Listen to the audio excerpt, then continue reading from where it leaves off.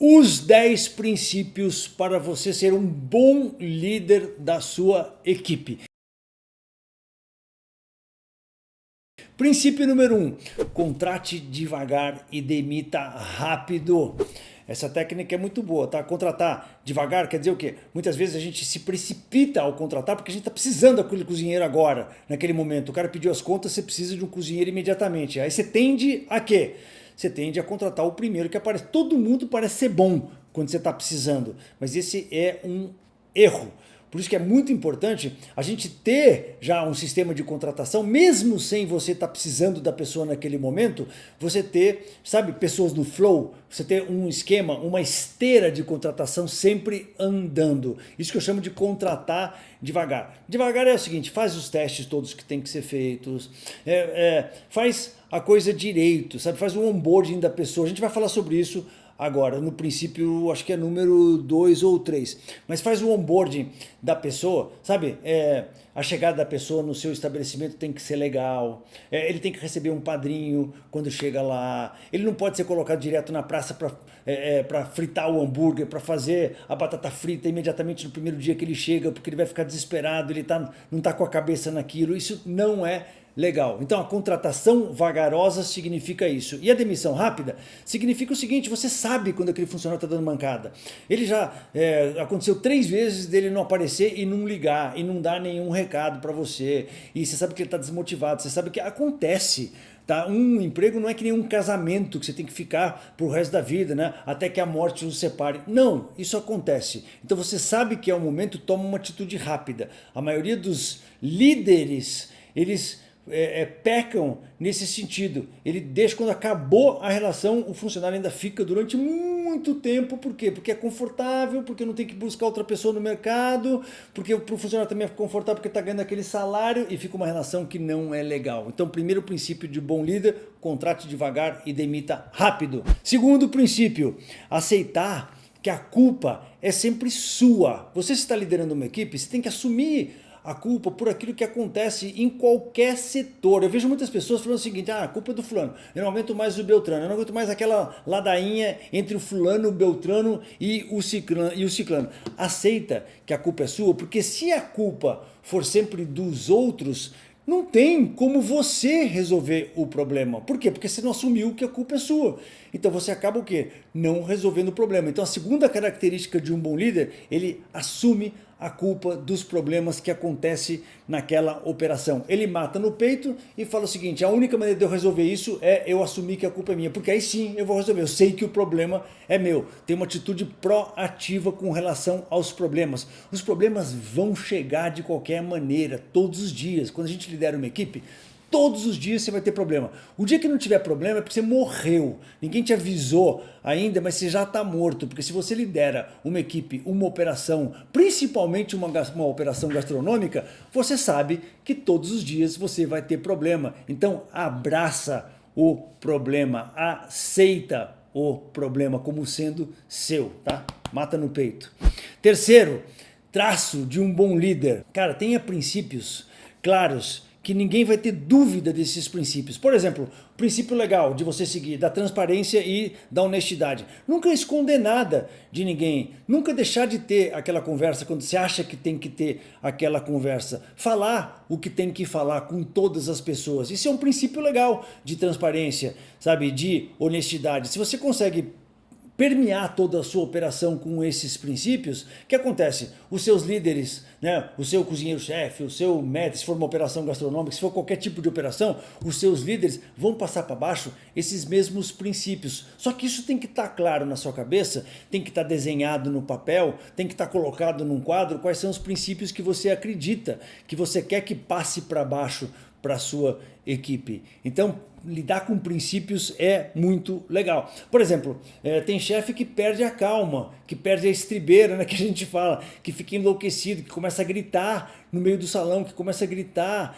no meio da cozinha. Não tem mais espaço para esse tipo de liderança. Isso é coisa do passado, é coisa de antigamente. Tá? Então, um princípio que eu adoto, que eu acho que é legal você passar a adotar também, é o princípio de não panicar, de não surtar, com as pessoas da sua equipe. Isso não é um bom sinal, não é sinal de um bom líder, de uma boa liderança, tá bom? Então, governe a sua república aí, né, a sua empresa, a sua operação com princípios que sejam claros para todo mundo que trabalha com você. Quarto ponto, se preocupa em treinar a sua galera. Pode ser que não seja você a melhor pessoa para treinar a sua galera, porque você pode não ser bom em todas as habilidades, né, que estão relacionadas à operação de um negócio gastronômico, mas você não pode deixar de se responsabilizar pelo treinamento de cada um dos funcionários, de ter esse inventário das necessidades de treinamento de cada uma das pessoas que trabalham com você e fazer com que essa pessoa receba o curso necessário, receba o material necessário, receba um livro necessário para ela melhorar aquele trabalho que ela está fazendo. Isso um bom líder faz, ele se preocupa com o desenvolvimento de um funcionário. Às vezes, eu entendo que tem situações que você não pode dar treinamento todos os dias porque a operação está voando, mas você tem várias maneiras. Você pode designar um padrinho para aquela pessoa, você pode, como eu falei, comprar um livro legal que você quer que a pessoa veja, leia, um filme que você passa para todo mundo, né, enquanto tem aquela reunião de pré-turno, de pré-turno. Você pode desenvolver o seu funcionário de N maneiras diferentes. Você pode usar a sua criatividade para isso. O que não pode é não pensar no desenvolvimento da sua equipe. De cada uma das pessoas que você está olhando que trabalha com você, tem que estar num programa de evolução. Eu sei que é difícil, tá, você fazer isso na sua operação. Eu entendo que nem sempre isso é possível, mas eu digo que essa preocupação tem que morar na sua cabeça. Desenvolver, treinar os seus funcionários. Esse é o ponto número 4. Ponto número 5. Aceita que você não é perfeito em tudo e delega. Ponto número 5 é delegue. Delegar quer dizer o seguinte, cara, pode ser que a pessoa para a qual você delegou essa tarefa vai fazer a tarefa pior do que você, mas isso vai ser no começo. Então aceita que vai ser pior no começo, mas aceita também que depois que passar esse começo pior do que era antes, quando você fazia tudo, é a melhoria de vida, de qualidade de vida que você vai ter no futuro. Então esses minutos, essas horas que você investe em treinar alguma pessoa para fazer aquilo que você faz, você vai fazer a colheita desse benefício no futuro, quando você ganhar esses minutos. Imagina se uma atividade que você faz durante 10 minutos todos os dias, né? 10 minutos, você fala, mas é uma atividade de 10 minutos, eu mesmo vou fazer 10 minutinhos. Cara, mas pensa que são 10 minutos hoje, 10 minutos amanhã, 10 minutos depois da manhã, 360 dias do ano, dá 360 vezes 10 minutos, são 3.600 minutos, eu não sei nem quantas horas são isso, mas imagina, mesmo que você invista, sei lá, 3 horas, 3 vezes, dá 120, 180 minutos, né, para treinar uma pessoa para fazer aquilo que você faz, em um ano, você imagina, né, 3.600, você investiu 180 horas, é o melhor retorno de investimento que você pode ter no mundo. Então, delegue, esse é o ponto número 5. Ponto número 6, registra. Documenta tudo aquilo que é feito com recorrência no seu estabelecimento. Você pode documentar numa planilha Excel, você pode documentar num Trello, você pode documentar num Google Drive, num documento de Word, numa planilha, aonde você quiser, mas documenta aquilo que acontece com recorrência, com frequência diária, semanal, mensal, tudo aquilo que acontece com recorrência no seu negócio. Tem que ser documentado. As grandes redes fazem isso. E os independentes, a maioria dos operadores independentes não faz isso. Aí sofre quando uma pessoa sai da operação, quando ele tem que trocar um funcionário. Por quê? Porque todo aquele conhecimento vai embora junto com a pessoa. Por quê? Porque você não documentou os processos, os procedimentos que são recorrentes no seu estabelecimento. Tá? Então registra, ponto número 6. Ponto número 7. Busca melhoria contínua. Isso em japonês chama-se Kaizen, é uma palavra que eu aprendi lá atrás. que eu gosto muito. É você estar andando na sua operação e você está vendo a sua missão como empresário, como dono do estabelecimento, como diretor de um estabelecimento, se você é funcionário, ou como gerente de um estabelecimento, se você é gerente, não é estar performando nenhuma tarefa. Essa não é a sua função. A sua função é estar andando pelo estabelecimento, entrando na cozinha, não com olhos de quem vai assumir uma praça na cozinha, mas com olhos de quem está procurando alguma melhoria. O tempo todo você está procurando alguma melhoria que pode ser realizada naquela atividade. Então, um restaurante de sucesso, uma operação de sucesso, qualquer negócio de sucesso, não é uma coisa que acontece da noite para o dia. É uma coisa que acontece porque tem alguém preocupado em todos os dias estar olhando como é que eu posso melhorar aquele processozinho. Por isso que é legal também o que a gente falou no ponto passado, de você documentar cada processo. Porque você, quando lê o processo, fica mais fácil de você melhorar, porque você olha para ele no papel. Você fala, nossa, é assim que são feitas as coisas aqui? São, acho que dá para melhorar. É mais fácil de você melhorar quando você está lendo, quando você está vendo o desenho daquela atividade na sua frente, tá? Então, Kaizen, melhoria contínua, fica com isso.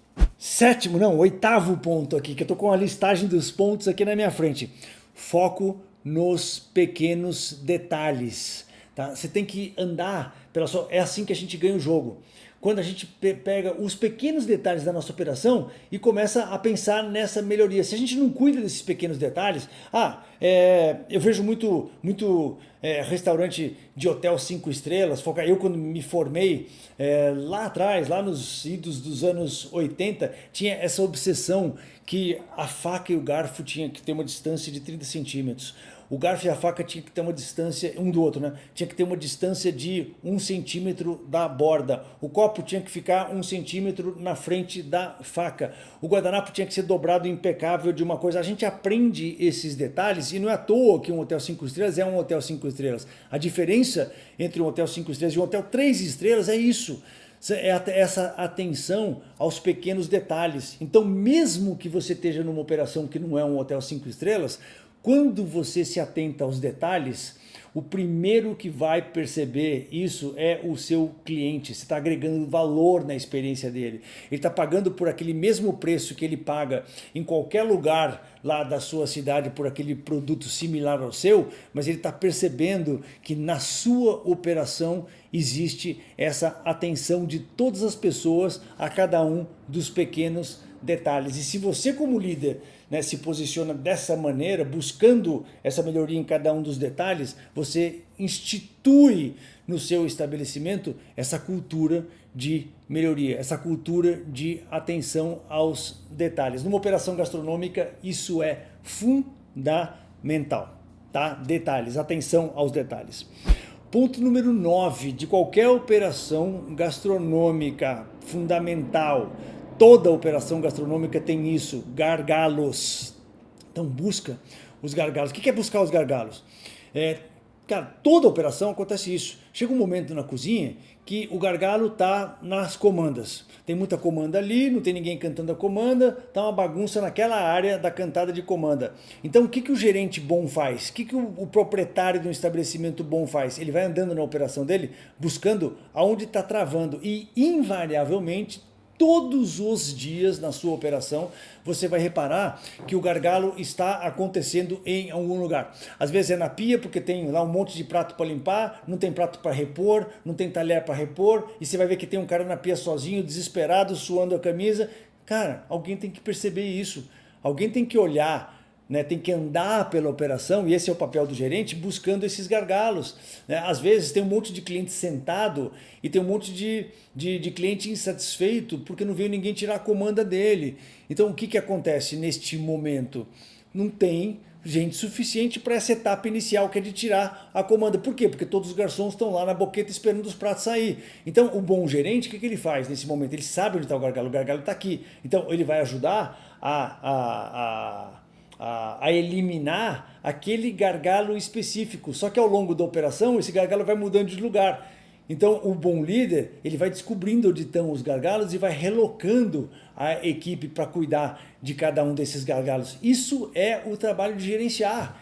Isso é o trabalho de tocar uma operação. buscar os gargalos. Eu fico louco quando eu vou numa operação e vejo lá o gerente batendo papo com alguém durante 15 minutos num cantinho, sentado numa mesa, alguma coisa assim, e não está buscando os gargalos de uma operação. Porque não é que isso acontece de vez em quando, acontece todos os dias.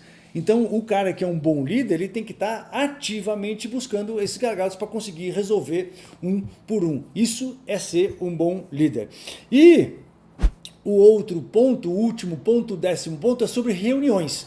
A galera adora fazer uma reunião, né? Adora uma reunião. Todo mundo gosta de uma reunião. Você vai, vamos fazer uma reunião, vamos. Às vezes a pessoa não sabe nem para que caiu naquela reunião. Eu tenho uma tese para mim. Eu só faço reunião se é para resolver um problema. Temos um problema e esse problema não pode ser resolvido por uma pessoa sozinha? Beleza, então somente então temos necessidade de fazer uma reunião. Quem que é necessário participar dessa reunião? Quem tem condições de resolver aquele problema. Todo mundo tem que participar? Não, todo mundo não tem que participar, a não ser que seja uma reunião informativa. Então tem aquelas reuniões, por exemplo, que eu gosto de fazer, que é aquela reunião de pré-turno que a gente tem no restaurante, né? Antes de começar o turno, a gente reúne com os garçons, os cozinheiros podem participar também, às vezes a galera está comendo o seu almoço, enfim, é a reunião de pré-turno, aí é informativo. Cara, o que aconteceu no turno passado que não pode acontecer? Qual um pequeno treinamento que eu posso fazer aqui? Que informação que eu posso dar da cozinha para o serviço de um prato que está faltando? Aí é diferente. Reunião informativa é uma coisa, mas reunião recorrente, né, que a gente faz com todos os departamentos, com todas as pessoas, tem que ser para resolver problemas. Identifica qual é o problema, tá? Identifica, discute qual é o problema e soluciona o problema antes de sair da reunião. Aí sim é uma reunião assertiva. A gente chama de IDS, identificar, discutir e solucionar. É para isso que serve uma reunião e para nada mais. Tá? Então um bom líder, ele também evita reuniões desnecessárias. Então fica aí com esses 10 pontos para ser um líder melhor da sua equipe, que eu tenho certeza que vai dar bom para você.